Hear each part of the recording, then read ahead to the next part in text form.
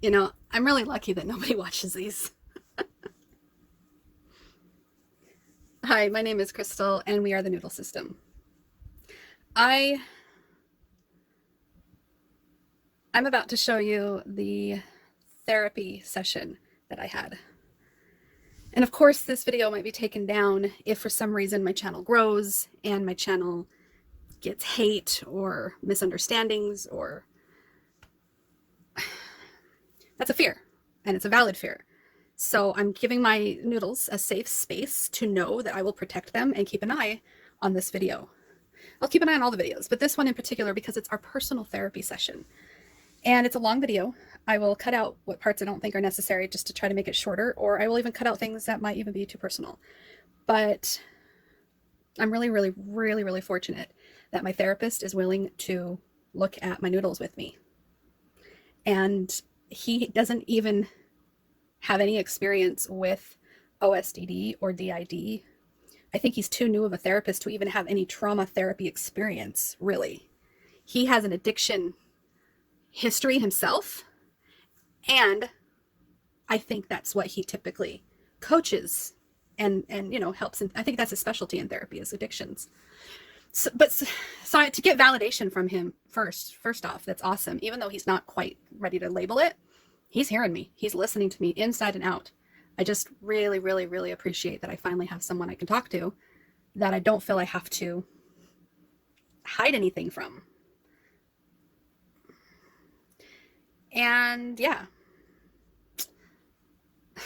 here's the video. It's long and it's awesome, and it's full of all kinds of noodles that come out and get shoved back in, and then protectors, and like that's the way OSDD is for me, is that I'm a lot of times co-conscious, but I have a lot of emotional amnesia. I don't feel the same way in between my switches as the other noodle did. And I call them noodles because I want to.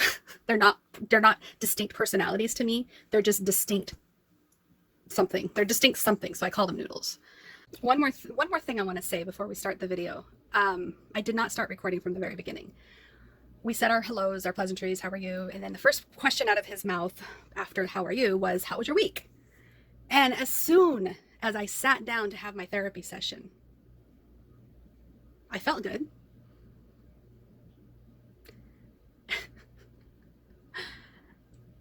But I could not remember the week. And that's when I realized the last time I was out was a week ago, talking to him at our therapy session, because I'm Yellow Noodle. I'm Yellow Noodle, and I am designed to be the bouncer of the club. I sit outside and I make sure nobody goes in and nobody goes out. Like, I make sure that I am protecting the system, and the system has been working on trauma all week. So I switched out last Tuesday, and I switched back out this Tuesday, and I have not been around for a week. So for him to ask me how my week has been, I have absolutely no idea. And then, like a download of something, I'm like, okay, I know we were upset this morning about something because we videoed, right? And we've had some work we've been doing. I don't remember what work we've been doing. So I couldn't give him an honest answer. And I'm smiling and I'm cheerful. And he's like, okay, that doesn't seem good. And I said, oh, you're going to think I'm crazy. And he's like, no, I'm not going to think you're crazy. There's nothing you can say that would make me think that. And I told him, I says, I really think that I am Yellow Noodle right now. I really think that I haven't been here in a week. And when I get into therapy, whether it be a therapy office in person or even online, Yellow Noodle switches out. She protects the system from knowing too much. And that's why we've been in 15 years of therapy off and on. And every time the going gets tough, Yellow Noodle gets going. Yellow Noodle will not let the therapist get close to the trauma. But Yellow Noodle knows that's what we're here to do. So yeah, we're not doing so great. But we have Yellow Noodle that makes it look like we are, right? You guys are gonna think I'm nuts. Yeah, so here it is. Thanks. Of just kind of pretending everything's okay. You know, it kind of forces us to delve into it a little bit. It really does give me an opportunity to touch the things that I don't want to touch, I guess. Right. I don't want to. And yeah. So even though I may not like it because it's uncomfortable and it's not fun, I hate opening Pandora's box just to I know. close it up for a week. I hate it. And I think that's why every time I've gotten so close, I stop. Right. So I almost feel like I've got to be a different noodle right now and kind of just talk about it as like a narrator story person, because I have gotten so close and I am kind of like this. I can do this. I know I can do this, and I know we need to. And I was tasked with this. If all the noodles could vote on this, and that's what they say, okay, we can do this. We can get through it. I wrote something really beautiful. I don't know if I could read it because it kind of goes along with what I'm trying to say right now. And it says,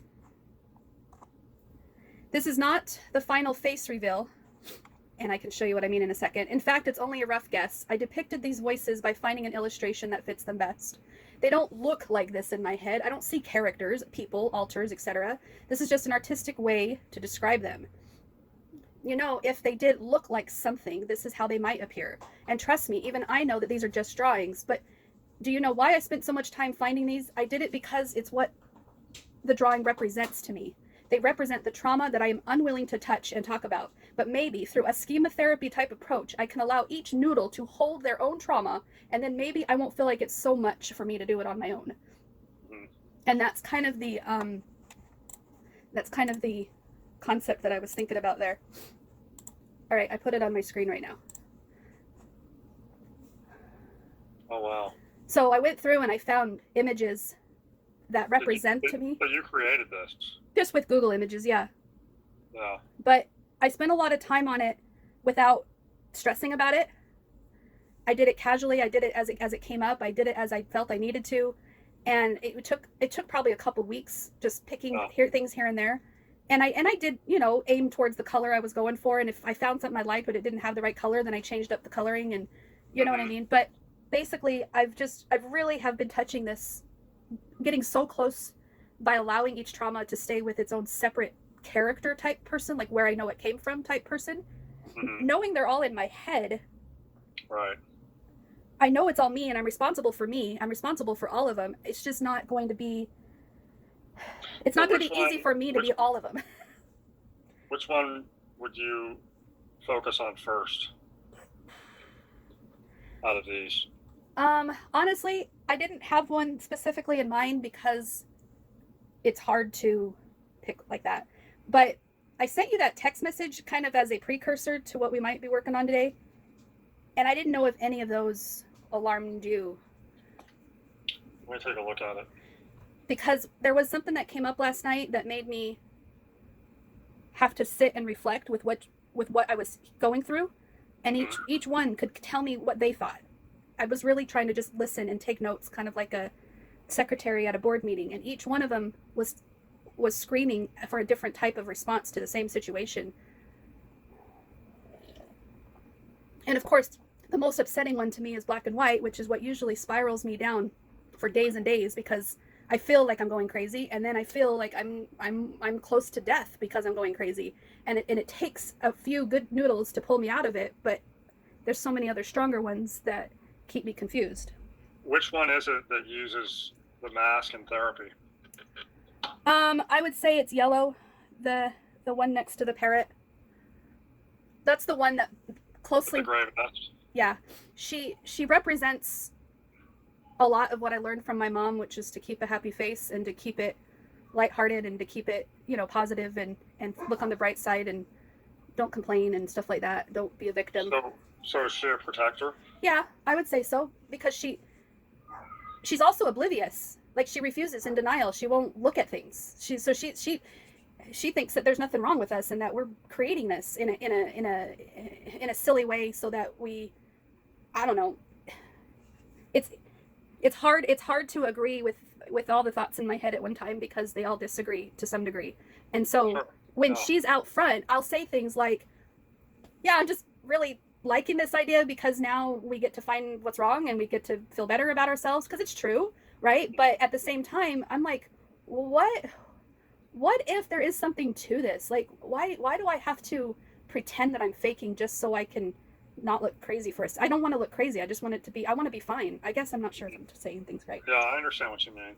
But you said that she doesn't feel like anything's wrong, kind of denial, but she's obviously protected some of these others. So deep down, do you think she knows that some of these altars need to be healed? I think we all agree that we all need to be healed. So And she's deflecting away from that. she's not, I think she's just trying to take a positive approach to it. Okay. Not a woe is me approach, but is a we can do this, we've got this, you know what, we can figure it out without the therapist, we can figure it out with we're going to be better in a week kind of optimism. And just optimistic. Very optimistic, to the point where the last couple times I've talked to you, I felt like I've made so many breakthroughs that I'm like, heck yeah, we're on our way up. And I get in that mode where I think I'm doing great, and then something happens and I'm back on the floor again going, what the heck happened to me? I can take these. Right, but that kind of serves a positive and a negative purpose, though, because it keeps you motivated and it keeps you, motivated to move forward. But the negative side of it is that it can also prevent you from really getting the healing that you need. Right, and that's where I have recognized that that's what protectors do. Mm-hmm. They prevent us from looking at things that are too difficult for us until we're ready to look at them, and that's where I feel like she's not shielding us from getting better or pretending we're not. You know what I'm saying? She's just got a different way of looking at it because she doesn't realize how hard it is for us. But is that become an enabler as well? Yeah. And you know what I also recognized is my codependency tendencies towards my husband and everyone else I've always been codependent to. I'm becoming codependent to myself. And I'm just like, wow, I need to stop that. So that's where I was, doing therapy every week for a little bit recently, and I'm going, I ain't really working on things if I'm not willing to talk about it. So how do you turn someone that's an enabler into someone that's not an enabler? Well, gentle reminders, I guess. Think of an addiction, like if someone, because that's where you really hear that term a lot, is, oh, they're enabling this person to continue in their behaviors. Usually an enabler goes through and cleans up the messes that would have been the bottom for that addict, that could have caused that addict to realize, hey, I'm at the end of my road, I need to change. But the enabler will go in and make sure there's no consequences of actions. Which it's weird because it comes across as being a protector, but the enabling side of it creates that. It prevents change. Right. Like I noticed that when I was enabling my husband by preventing him from experiencing his pain, he would never get a chance to recognize that he was capable of growth because I kept preventing him of that growth. Right. And I get that. I understand the concept anyway. There was a woman this morning on a codependency group, and no, not codependency group, d.i.d. group. Okay. And she's upset that she can't get her daughter to seek the help because she thinks her daughter has d.i.d. And I'm just like, everyone's freaking out on this lady, dude. So this is what I wrote for myself. I wrote, a woman is trying to get her daughter to accept the possibility that the daughter might have d.i.d. Age of the daughter is unknown. A slew of us are trying to get her to back off. This isn't the mom's journey, it's the daughter's. But mom won't back off with anybody attacking her, right? So I try to get her to see it a different way. And my comments are below. So this is what I was just writing to myself. This is what I wrote to her. But it's basically, to answer your question, is how do you get someone to stop being codependent? Because if her daughter's having mental health issues, why is she trying to get her daughter to see that? That's not going to. So I said, you're a good mom. You want to help, but you might need to give her time to come to terms with it on her own. If she doesn't see the benefit in facing the possibility of the d.i.d, then she's probably not at least ready to admit she has trauma. If she or her protector alters aren't ready yet, then helping her see it is not going to help her get ready. She needs a chance to fall, struggle, want the answer badly enough to seek answers herself. At least that's what I understand. Otherwise, the self-preservation and denial will always be stronger. And then I think I went to bed, right? This was last night. And then as I'm going to sleep, I'm thinking to myself, and this was the analogy I came up with, was, let's say I fell physically in the world so hard that I got paralyzed or something, and the doctor said I'd never walk again. But all of a sudden my foot starts to twinge and I'm sensing that I'm movement in my feet or something, right? And now I'm wanting my power to walk back so badly that I'm willing to reach for the rails. I'm willing to reach for the crutch. I'm willing to do the hard work. I'm willing to put in the labor. But if somebody was to try to stand me up and I'm not wanting it, I'm just going to fall down. There's no amount of help that anybody can give you. You're not going to stand on your own. And that's the same as addiction and everything, is you got to want it so badly that it doesn't matter if someone's helping you or not. You're going to strive for it. The next thing I wrote, because she wrote here, she says, the mom replies and says, thank you to me for reminding me that it's about trauma and not accepting d.i.d.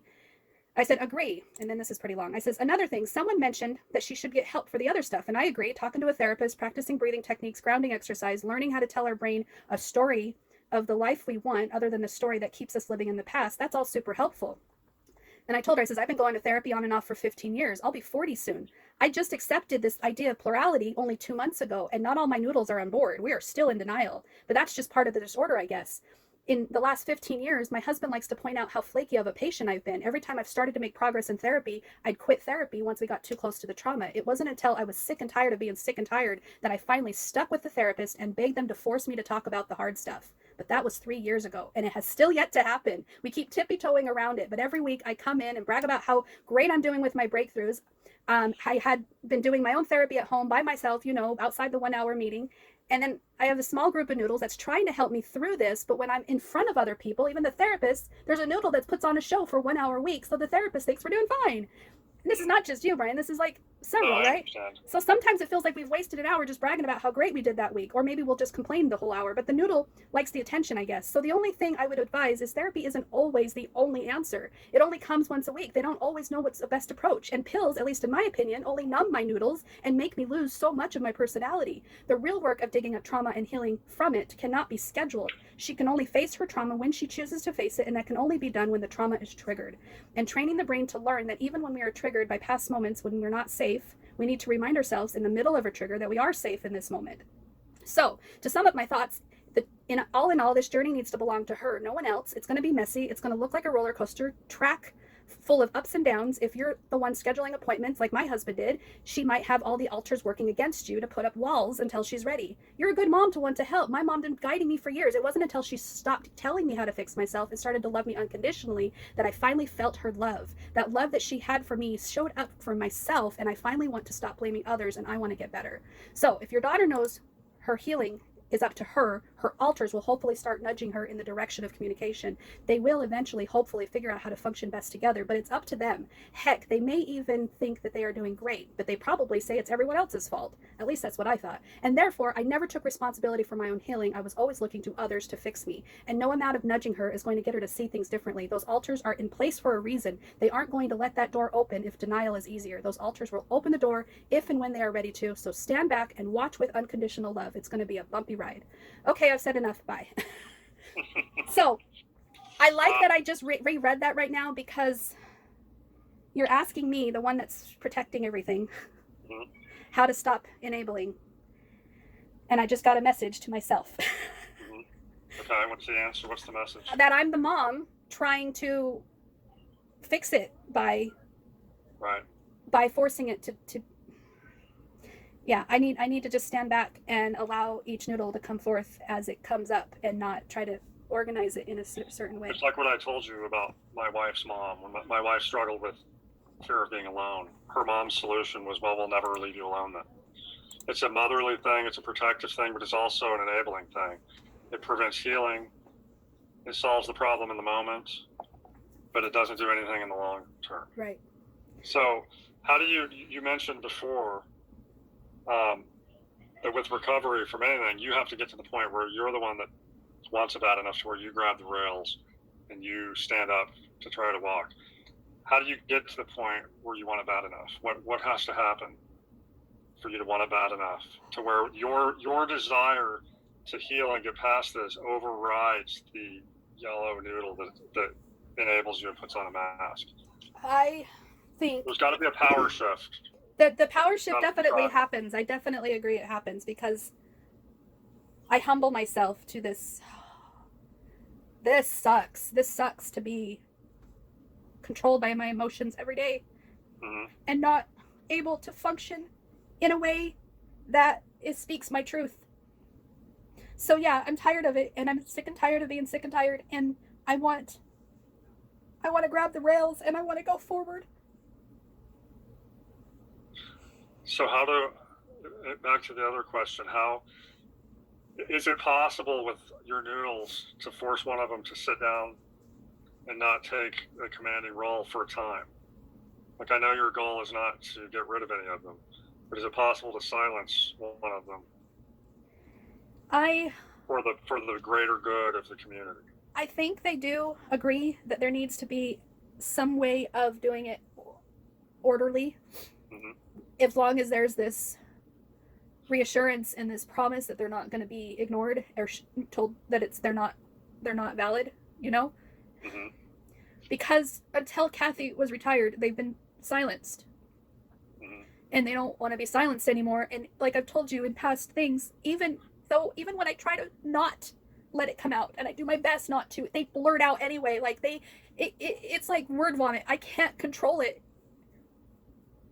Now, last night I felt like it was actually rather triumphant, and I was very proud of us as a team because a couple of noodles did their thing. They shut down, they got silent, they got revengeful, they're in their stuff about it, and they're playing the darn Uno game after the incident. And then finally we get to some place where I'm like, what, and I'm all of a sudden I hear, speak your truth. I'm like, what's my truth? Your room. Go to your room. Let's go lay down. Let's go speak our truth. And I went to the room and I wrote out everybody's truth. And afterward, I didn't cry. I wasn't falling apart. I wasn't on the floor. I wasn't hating. I wasn't angry. I wasn't anything. I was just letting it all out. And it was great. And I was able to get out of the room, and a couple of noodles wanted to go and make it nice and go play nice and go be with Jim. And I can't honor those noodles anymore. I can't. So those ones I am suppressing. Those ones I am saying, no, sorry, that's just your habit. We need to stop doing that. We need to speak our truth now. It's our turn. So the yellow noodle, that's the protector, that's the enabler. From what I see, the purpose of that noodle enabling you is because if you get better, you may not need that noodle anymore. So there's a fear there of, if I let go and I speak the truth, and this certain trauma is healed, will I be valid anymore? Will I be valuable in this community anymore? Does that sound right? I never thought of it that way because we rely on the yellow noodles so much to be the face, right? But would the face be needed anymore? Right. It makes sense. If all the other noodles are healed, what's the yellow noodle's purpose, right? Right, but here's the thing is, in certain relationships get to the point where the enabler has a fear of you not needing them to be there anymore. And now there's a big difference between you. What relationship is more powerful? You wanting to be with a person or you needing to be with a person? If you can convince the yellow noodle that her purpose is because you want her to be there in the future, but you may not need her to be there in the future. With my wife's mother, right? She spent her whole life raising her children to need her, to have her there. She didn't teach them how to live in the real world. She taught them to rely on her. And so as they got older, with my wife, when I got engaged to my wife, her mom went crazy because there was the threat of losing her. And I had to sit her mom down and say, look, so far, she has needed you to be there. She had to rely on you because she couldn't do it on her own. Would you rather come and visit us because we want you there or because we need you there? Right. That's a really good way. Wanting someone there is so much more powerful than needing someone to be there. I hear you. When you love someone because you want to love them, there's so much more power in that. I agree with that entirely, because when I was enjoying my birthday, for example, I wasn't yellow noodle because I needed to be. I wanted to be. It was a natural happiness. It was a natural high. It was a natural, this is wonderful. I want to do this more often. So yeah, if everyone's role is shifting from traumatic to productive, right? Mm-hmm. And yellow noodle is they evolve. They start to evolve. Yeah, into something more positive. Even she will have to evolve, and she may even evolve into a guru of some magical proportions or something. You know what I mean? Like, sure. That's what I kind of rely on her for now, is to be able to write things like that to other people and say, this is the way to do it. We know how to do this. You know what I'm saying? Right. So I want her around because she's going to be our personal therapist to cheer us on. Right. And so it's not a matter of suppressing them. It's a matter of convincing them that when they're freed up from the role of being the protector and the enabler and using these defense mechanisms, they're free to evolve and become more productive. Right. right? And so you really have to get that into your mind and spread it across all of the noodles that, they will still be needed or still be wanted after they're not needed for that purpose. Yeah. I know that that's been something that's come up with the green noodle, because I've had a hard time finding her positive role and what she could be used for. And so I guess it's so much of a, I don't know. It's, yeah, it's right there where you're said. Which one is the green noodle? Do you have, I've sent you the file in the chat. The green one. I can't find. Oh, no, not the text, in the chat on the Zoom. In the chat on Zoom. Okay. So the green noodle is holding the mirror. Is that the narcissistic one? Yeah. And I don't think even narcissists think they're evil. I think they're hurt, and I think they're broken, and they put on, they hold the mirror up, and they hold, they have their disguises. And what her role has been, as far back as when I remember being 14, is just living in this fantasy world of how I wish things were, and how I came up with these brilliant ideas on how I was going to get it. And so we thought of ourselves as masterminds, or my family jokes and calls me, the con artist of the family. And, because I can come up with these brilliant creative ways of getting what I want, whether it be forging a document or coming up with this Ocean's 11 type plan, and it's not so much because it's evil, but because that's where she finds her value, is being able to imagine the end in a creative way, But there is positive to that, though. It's like, use your power for good and not evil, Right. Also, is there a way to turn that into confidence and, the resiliency and optimism, and, there's always a way to do something. Yeah, I think so. And I think that being able to recognize it in other people is kind of her superpower too. So we know the game, and we know what not to fall for, type of thing, Right. And so that was actually one of the first things that Jim would say, or something. He would say something like, well, the only reason why I wanted you to go to bed with me at 10 o'clock when I go to bed was because you demanded that of me when we first got together. And I'm just like, I did? Like, wow, I guess I was kind of a controlling person when we met, because in my mind, I had this fantasy that we'd go to bed together every night and we'd wake up every morning. And so I would demand it and manipulate it and cause chaos, where I trained him how to behave early on in the marriage.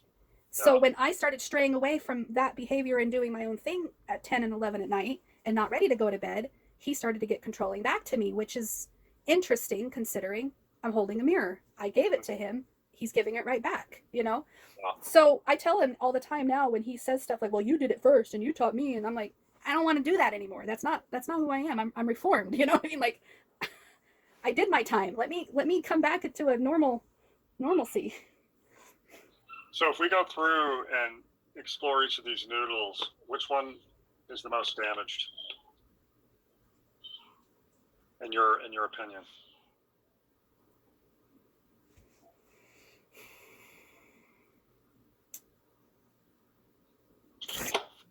That's a hard question for me to answer, because I think it just depends on protected.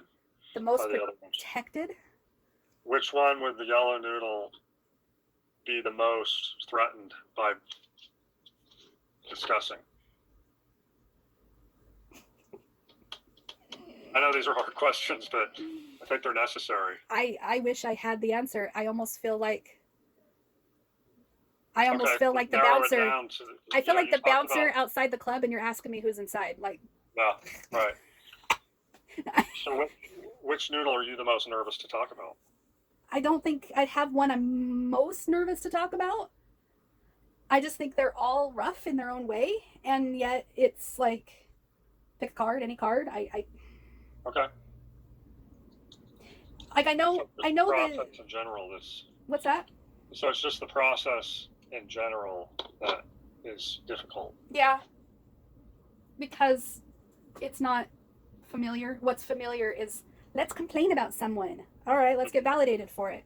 All right, we feel better. Oh, there it is again. Let's complain about it. Oh, let's get validated. Okay, we feel better. It's like, Right, right. But there has to be. So, which noodles are the most recently discovered ones? Because I think you're at 17. yeah, I think I started off with 7. So So there's a core 7. there's a core 7 because I was really tapped into those for the last few years without even recognizing them as noodles. I didn't call them. I kept thinking of the Inside Out movie. I kept thinking about, wow, that's the angry one. Wow, that's okay. Because I'm thinking of these little characters in my head taking control of the command station and using those emotions as the fronting emotion. So when anger, the red one, she's the second one on the right. And she's very controlling and very, she bickers at me, wants everything to be just so, and wants everything to be exactly the way it needs to be. And bossy. That's a better word instead of controlling. It's more bossy. And so, and angry when it doesn't go her way. And so that's a core. And then the orange was the worker, the organized, the let's just get it done. Right. Stuff like that. And then I'm just giving you the generals, I guess. Okay, I found the thing you sent me. Okay. So we got the red one and the orange one, that's a core. And then the yellow noodle, that was obvious. I knew about the green one because of the manipulation. Is that the parrot or is that a... So I thought of them as 2 in 1. I thought she was the green girl with the parrot in the mirror because I reflected the mirror. And okay, so that's 1. Well, I've decided that it's 2, a lime green and a regular green, because I don't... Basically, the Jim in my head is the parrot. Right, I remember you saying that. And I had to turn him into a parrot so that he wasn't this big, mean, scary guy anymore. Yeah. And so then, so the green one represents disgust in the movie. Do you remember the movie? Yeah, I do. I didn't see the ending of it, though. I need to watch that movie again. For some reason, I didn't see the ending of it. I probably had... My family was watching it. I probably had to go for some reason. Yeah. So can you hear me? Yeah, I can hear you. Can you hear me? Oh, no. I can't hear you. Your mic's turned off. There we go. Okay. Yeah, so basically in the movie, Disgust is very much a character that is judgmental in my eyes, right? Where she wants everything to be just so in the movie, which is kind of where I got this idea that my judgmental fantasy world person... And that's where I came up with the green rainbow. If everybody was the same hue, just a different shade, we'd have a very, that kind of concept. So that's where I'm training my green noodle to just let people be who they are and stop trying to manipulate them. So that's kind of the concept that we've been working on with green noodle. And then blue is sadness, and that's just obvious for all the sad stuff. And purple is fear. And the way I show up with fear is by avoiding, distracting, not talking about it, all that stuff. And so that's kind of the Mr. Purple, I call him. He's got the magic hat and the magic tricks, and he's gonna, oh, look at this over here while this is going on. I'm gonna distract you over here. I'm gonna help you avoid it.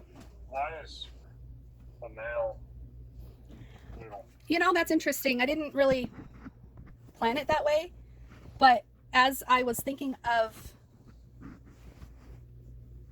a child, for example, who's going through a lot of upset and everything, the child drops her ice cream cone for a second, right? And if the child drops her ice cream cone and she's bawling her eyes out, and then this magician or uncle type of guy says, hey, let me distract you from that and let's go look at this, instead of allowing her to have her pain, instead of validating, oh, that really stinks, instead of honoring what she's going through, it's just a dropped ice cream cone. But that whole concept that the little girl isn't able to express herself, we're going to distract her instead, kind of like your mother-in-law. We're going to prevent this from happening because that's too much for you, Yeah, that's another defense mechanism. It's deflecting, changing topic, creating a distraction to prevent, to change the topic. And I think that's where the core concept came from, was I was recognizing them as my coping. Right. Those 5, right? Yeah. And then the black and white, I've now combined as one, but black and white were the other two colors because black felt to me like the demon and white was like the angel. And I would talk to my dad, so to speak, where the demon was trying to get me to commit suicide. But as I've your dad, right? Right, the white noodle. Yeah. So once I started really digging into that and starting to recognize what death is for me and stuff the last few weeks, I recognized that the noodle is almost like a swirl of black and white, kind of like the hypnotism pattern. Or like the yin and yang type of thing. Because something about my dad's death draws me closer to want to die. To be closer to him? Probably, or give up like he did. And I think his death, I have a hard time with accepting that he may not have had a choice in his death, but I think a large part of me thinks he did. Because he died of cancer. Well, an infection, because his blood count was low because of cancer. And he had a 1-year-old and I was 17, and then he had 5 other kids in between us. You know what I mean? So I just kind of get this anger about his death, because if it was up to God, what kind of God would allow that? If it was up to my dad, why didn't my dad try harder to stay alive? Why did he go get sick? Why didn't he protect himself better? Like, I don't want to, as Yellow Noodle, I don't want to dive into that. So that's hard, because I idolize him and put him on the pedestal so much that I don't dare get angry with him about that. That's because I don't think it was his fault. But I think when I'm so close to that black noodle, I do. So the black noodle allows you to think what you're really thinking about the situation with your dad. Right. And then there's... Does the black noodle represent an individual like your dad does, or does it just represent the dark side of you, the death side? It really is just identified as a certain person. I can't even think of it as a person. It's really just, if my eyes could gloss over and be completely black. Did you ever see Bird Box with Sandra Bullock? Yeah. I totally related to that movie, where you have absolutely no control over what your brain is thinking. Right. And it feels like the black just goes straight over your eyeballs and you can't stop it from thinking that. And so Easter, she's the peach one. She's kind of in between orange and yellow, orange and gold. Pretty sure there's a gold. Anyways, she represents the abandonment noodle where my mom left us. And she helps me fight against the black noodle because I don't want to abandon my kids. Is the black noodle, is that darkness, you look at that as a form of escape? Like a last, like a plan B way out, all else fails. When you, no, not a plan B. I don't think it's a plan B. I think of it more, like you said, a distraction, because when you break your arm and you got to break it back into place or something, they hurt you somewhere else so you could focus on another pain for a second. Okay. That kind of concept with the black noodle, where I feel another noodle's going to say, well, it ain't that bad. And until I get to the black noodle in my travels, Easter won't pop up and say, Crystal, get yourself in gear. Your kids need you. Go out there. Go feed them. Go hug them. They just heard you yelling. They just see you crying, you know? Like, I don't recognize where I'm at until I get to black noodle. And then she comes and she like, and it's not so quick. It's not always so, you know, sometimes I'm just, and I hear her and I'm like, yeah, we can't do this. No, we're not doing this. No, let's go hug our kids. Let's go sleep in their bed. Let's go give them kisses. Let's go feed them dinner. Let's go do something. And it may be 9 or 10 p.m. that I'm finally feeding them dinner, and then I feel like crap 3 or 5, 6, 7 days later because I remember all of it. Right. And that's the thing that they say about the OSDD, is that it's not like d.i.d. where there's all this amnesia, but there's the emotional amnesia where I forget what I felt when I was feeling it. I don't have that passion. I don't have the glossed black eyeballs 3 days later. I'm the blue girl who's just so sad about where I'm at. You know, or I'm the teal one trying to fix me, or I'm the yellow one trying to pretend everything's fine, or I'm the orange one just going to work. You know, like it's not